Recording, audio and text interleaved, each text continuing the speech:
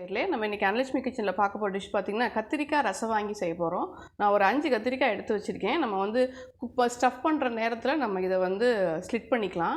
இப்போ நம்ம இதை என்னென்ன பொடி வறுக்கணும் அப்படிங்கிறத பார்த்துக்கலாம். நல்லா கனமான ஒரு பேன் வச்சுக்கோங்க. இதுக்கு நல்லெண்ணெயில் செய்ய போகிறோம்.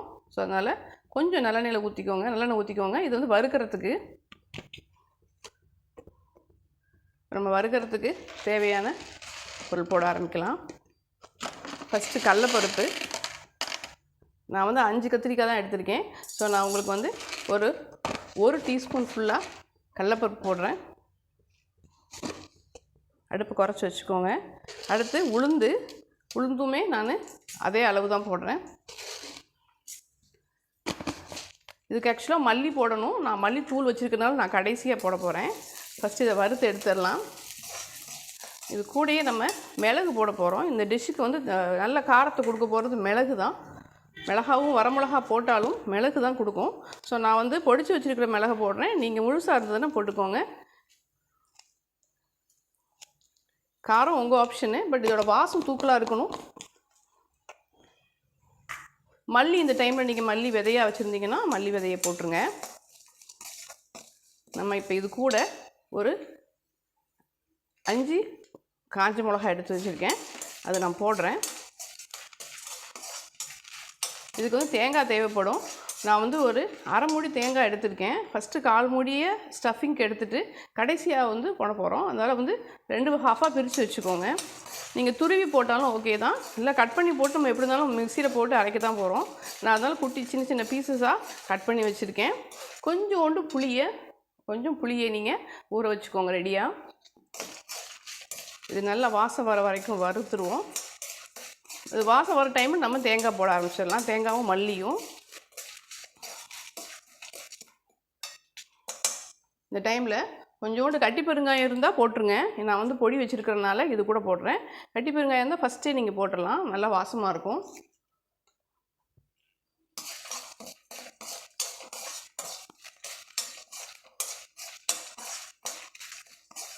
இப்போ நல்லா வந்து கடலைப்பருப்பு உளுந்து செவந்து நல்ல வாசம் வருது. நம்ம இந்த டைமில் இந்த தேங்காயில் ஒரு பார்ட் அமௌண்ட் தான் போடுறோம். ஏன்னா நான் 5 தான் வச்சுருக்கேன் கத்திரிக்காய், ரொம்பவும் இல்லை. ஸோ நல்ல தேங்காய் செவக்கட்டும். கடைசியாக இறக்கும்போது நான் மல்லி பவுட்ரு போட போகிறேன். நீங்கள் மல்லி விதை இருந்தால் முதையே போட்டுருங்க. ஏன்னா அது கொஞ்சம் இது கம்பேர் பண்ணும்போது அது கொஞ்சம் வறுக்கிறதுக்கு டைம் எடுக்கும். கொஞ்சம் தேங்காய் செவக்கட்டும். தேங்காய் செவந்துருச்சு. நான் இந்த டைமில் ஒரு கருவேப்பிலை கொஞ்சம் போட்டுக்கிறேன். மல்லி பவுடராக இருக்கிறனால நான் இப்போ போடுறேன். திரும்ப சொல்கிறேன், மல்லி விதையாக இருந்தால் முதையே போட்டுக்கோங்க. சேம் திங், 1 டீஸ்பூன் தான் நான் போடுறேன்.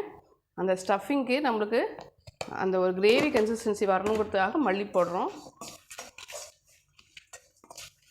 நான் பொடியாக இருக்கிறனால கடைசியாக போட்டிருக்கேன். இது நல்லா மல்லியோட வாசம் வந்தோடனே இப்போ நான் அடுப்பை ஆஃப் பண்ணிடுவேன். இப்போ இது எப்படின்னா ரொம்பவும் தரன்னு அரைச்சிடக்கூடாது, கொஞ்சம் கோர்ஸாக தான் நீங்கள் அரைக்கணும். ஏன்னா அப்போ தான் நீங்கள் கத்திரிக்காயில் ஸ்டஃப் பண்ண முடியும். தண்ணியை அரைச்சிட்டிங்கன்னா நீங்கள் ஸ்டஃப் பண்ணும்போது எண்ணெயில் போட்டு வறுக்கும்போது வெளியில் எல்லாம் வந்துடும் ஸ்டஃபிங். அதனால் கொஞ்சம் நல்ல துவையல் பதத்துக்கு இன்னும் கொஞ்சம் கூட கெட்டியாக கோர்ஸாக அரைச்சிக்கோங்க. கொஞ்சமாக தண்ணி விட்டு. இப்போ மல்லி நல்லா வாசம் வந்துடுச்சு. நான் இறக்கிடுறேன், அடுப்பை ஆஃப் பண்ணிடுறேன். இப்போ இது கொஞ்சமாக தண்ணி விட்டு கோர்ஸாக அரைச்சி எடுத்துக்குவோம். நீங்கள் பார்க்கலாம், நம்ம வறுத்த அத்தனையும் நான் எப்படி அரைச்சிக்கேன்னு பாருங்கள். இது மாதிரி கோர்ஸாக அரைச்சிட்டிங்கன்னா உள்ளே இப்படி ஸ்டஃப் பண்ண நல்லாயிருக்கும். ஸோ இப்போ இது ரெடி ஆயிடுச்சு. நம்ம அடுத்து கடாயில் கொஞ்சமாக எண்ணெய் விட்டுக்கலாம். நம்ம இந்த டிஷ்ஷு முடிக்கும்போது கொஞ்சம் தேங்காய் வந்து வறுத்து போடணும். அதனால் நான் என்ன பண்ணுறேன், இந்த 5 கத்திரிக்காய்க்கு ஆல்ரெடி கொஞ்சம் போட்டிருக்கேன். ஸோ அதனால் இன்னும் கொஞ்சோண்டு தேங்காவை நான் ரோஸ்ட் பண்ணிக்கிறேன். நீங்கள் திருவி போட்டிங்கனாலும் ஓகே தான். நான் இது போட்டு நான் மிக்சியில் போட்டு எடுத்துடுவேன். இது கொஞ்சம் செவக்கட்டும்.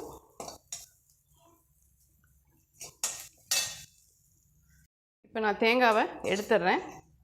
நம்ம இதுக்கப்புறம் கடைசியாக வெந்தய பொடி போடணும், வறுத்து வெந்தய பொடி போடணும். நீங்கள் ஸ்டார்டிங்கே போட்டிங்கன்னா அது கசப்பு தன்மை கொடுத்துரும்.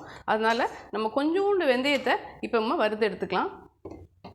நம்ம வந்து கம்மியாக தான் போடுறோம். அதனால் அது எந்த அளவுக்கு நீங்கள் கத்திரிக்காய் போடுறீங்களோ அந்த அளவுக்கு போடுங்க. அது ரொம்ப கசப்பு தன்மை கொடுத்துரும். நான் பாருங்கள் இவ்வளோ தான், ஒரு 1/2 டீஸ்பூன் போடுறேன். இதை வறுத்துருவோம். வறுத்து போட நல்ல வாசம் கிடைக்கும். இதை நான் வறுத்து தனியாக ரோஸ்ட் பண்ணிவிடுவேன். இதில் போட்டு பவுண்டரில் போட்டு நல்லா இடித்து வச்சுருவோம். நீங்கள் நிறையா போட்டிங்கன்னா மிக்சியில் போட்டு வச்சுக்கோங்க. அவ்வளோதான். இப்போ நம்ம குக் பண்ண ஆரம்பிச்சிடலாம். இது வந்து நான் இப்போ எடுத்துடுறேன். நான் அந்த அரைச்ச விழுதில் கொஞ்சம் உப்பு போட்டு நல்லா மிக்ஸ் பண்ணிவிட்டு இது மாதிரி கத்திரிக்காயில் நல்லா ஸ்டஃப் பண்ணியிருக்கேன். நீங்கள் வந்து இப்படி 2ஆக ஸ்லிட் பண்ணுறத விட பெரிய கத்திரிக்காயாக இருந்தால் இப்போ 4ஆக ஸ்லிட் பண்ணிக்கோங்க. அப்போ தான் நல்லா உள்ளே வைக்க முடியும் ஃபில்லிங்கு. இன்னொன்று இந்த கடைசியாக இருக்கிற பகுதியை கம்மியாக இருக்கிற மாதிரி பார்த்துக்கோங்க. இது கொஞ்சம் திக்காக இருந்ததுன்னா குக் ஆகாது. ஸோ அந்த அளவுக்கு நீங்கள் நல்லா ஸ்டஃப் பண்ணி ரெடியாக எடுத்து வச்சுக்கோங்க. இப்போ நான் வந்து புளியை நல்லா புளி கரைச்சி அதில் வந்து இந்த மஞ்சத்தூள் போட்டு வச்சுருக்கேன் கொஞ்சம். ஸோ நீங்கள் அதை போட்டு ரெடியாக வச்சுக்கலாம். இப்போ நம்ம அந்த தேங்காய் எடுத்துருந்தோம் இல்லைங்களா, அதையும் நான் இப்போ பொடிச்சு ரெடியாக எடுத்து வச்சுருக்கேன். இப்போ நம்ம ஆரம்பிச்சிடலாம். அதே மாதிரி வறுத்த வெந்தயத்தை இது மாதிரி நல்லா பவுன் பண்ணி வச்சுக்கோங்க. நிறையா பண்ணுறீங்கன்னா மிக்சியில் போட்டு வச்சுக்கோங்க, வறுத்து போடுங்க. இப்போ நம்ம ஆயில் விட்டுக்கலாம். நீங்கள் ஆயில் வந்து நல்லெண்ணெயோ கடலெண்ணெயோ விட்டுக்கலாம்.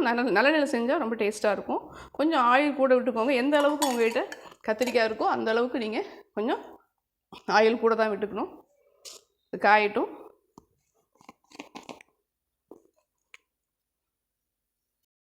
எண்ணெய் காஞ்சிருச்சு. நம்ம இப்போ கடுகு போட்டுக்கலாம். கடுகு வெடிக்கவும் நம்ம உளுந்து போட்டுக்கலாம். அதுக்கப்புறம் நான் காஞ்ச மிளகா ஒன்று எடுத்து வச்சுருக்கேன். நம்ம ஆல்ரெடி ஸ்டஃபிங்க்கு போட்டிருக்கோம், மிளகு போட்டிருக்கோம். ஸோ காரத்துக்கு தகுந்த மாதிரி போட்டுக்கோங்க. நான் கொஞ்சமாக இருக்கிறனால ஒரு எடுத்துருக்கேன். தாளிக்கிறதுக்கு கருவேப்பிலை. அந்த ஸ்டஃபிங்க்கும் நம்ம கொஞ்சம் கருவேப்பிலை வறுத்து போட்டிருக்கோம். தாளிக்கு போட்டிங்கன்னா வாசமாக இருக்கும். மஞ்சத்தூளை அந்த கிரைண்ட் பண்ண பேஸ்ட்டில் ஆட் பண்ணிக்கோங்க. புளியில் ஆட் பண்ணிக்கலாம், இல்லைன்னா அந்த பேஸ்ட்டில் ஆட் பண்ணிக்கலாம். நான் புளியில் போட்டேன், ஏன்னா கொதிக்க விடும்போது அந்த வாசம் போயிடும்.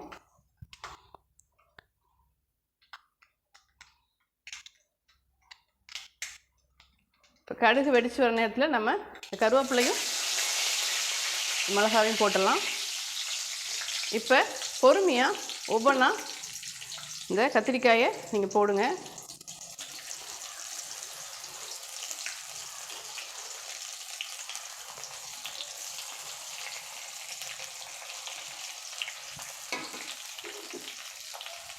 இது நல்லா குக் ஆகட்டும்.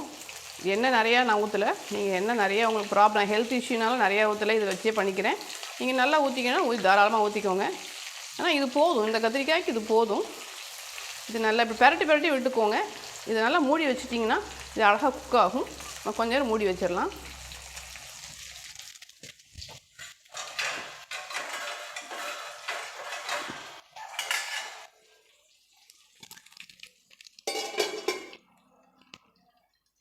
ஓப்பன் பண்ணி பெரட்டி விட்டுக்கணும்.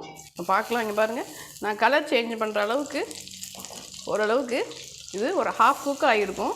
இப்போ இது எல்லாம் சேர்ந்து நல்லா ஜெல் ஆகணும். அதுக்காக நான் என்ன பண்ணுறேன், இந்த புளித்தண்ணி கரைச்சி வச்சுருக்கோம் இல்லைங்களா, அதை வந்து புளித்தண்ணியோடு நான் மஞ்சத்தூள் போட்டிருக்கேன். அதை நம்ம இதோட ஆட் பண்ணிக்கலாம். புளி ரொம்ப கம்மியாக இருந்தால் போதும். புளிக்குழம்புக்கு வைக்கிற மாதிரிலாம் நீங்கள் பண்ண வேண்டாம். அவ்வளோதான். இப்போ நம்ம வந்து இந்த ஸ்டஃபிங்க்கு உப்பு போட்டுட்டோம், கத்திரிக்காய்க்கு உப்பு போடலை. ஸோ அது அளவாக போட்டுக்கும். ஏன்னா இப்போ தான் கொஞ்சம் தண்ணி விட்டுருக்கறனால நம்ம உப்பு போய் உள்ளே சேரும். அதனால தான் இப்போ போடுறோம் உப்பு. இப்போ இது எல்லாம் சேர்ந்து கொஞ்சம் திக்காக பேஸ்ட் ஆகட்டும். நம்ம அதுக்கப்புறம் இந்த வெந்தய பொடியையும் மீதி வச்சுருக்கிற தேங்காயையும் போட்டுடலாம். இப்போ இதை மூடி வைக்கலாம். பண்ணி பார்க்கலாம். இங்கே பாருங்கள், நல்லா எல்லாம் கொதிச்சுட்டு எண்ணெயெல்லாம் மேலே வந்துருக்கு பாருங்கள், நம்ம ஊற்றின எண்ணெயெல்லாம். ஸோ வந்து நல்ல வாசம், எல்லாம் வறுத்து போட்டு பொடியோட வாசம் நல்லாயிருக்கு. நம்ம இந்த டைமில் நம்ம இந்த கோகோனட்டை ஆட் பண்ணிடலாம். வறுத்து திருவின கோகோனட்டை இதில் ஆட் பண்ணிக்கோங்க. ஒரு பேஸ்ட் மாதிரி உங்களுக்கு கிடைக்கும், அதுக்கு தான். அடுத்து இந்த வெந்தய பொடி போட்டோம் இல்லைங்களா, இந்த வெந்தய பொடியும் வறுத்து அந்த வெந்தய பொடியும் நம்ம இதில் மிக்ஸ் பண்ணிக்கலாம். அவ்வளோதான். இப்போ நம்ம நல்லா பெரட்டி விட்டுக்கலாம். பார்த்து கேர்ஃபுல்லாக அப் சைட் டவுனாக பெரட்டுங்க, இல்லைன்னா கத்திரிக்காய் உடஞ்சிரும். நல்லா இந்த பக்கம்லாம் குக் ஆகிருக்கான்னு நம்மளோட செக் பண்ணிக்கோங்க, அமுதி பார்த்து. இன்னும் கொஞ்சம் எல்லாம் சேர்ந்து ஒரு செட் ஆகட்டும். நம்ம அப்புறம் கருவேப்பிலை போட்டு இறக்கிடலாம். இதை ஓப்பன் பண்ணி பார்க்கலாம். பாருங்கள், எல்லாம் ஒன்றா சேர்ந்து நல்லா குக் ஆகிருக்கு பாருங்கள். இன்னொன்று வந்து நல்லா பெரட்டி விட்டுக்கோங்க.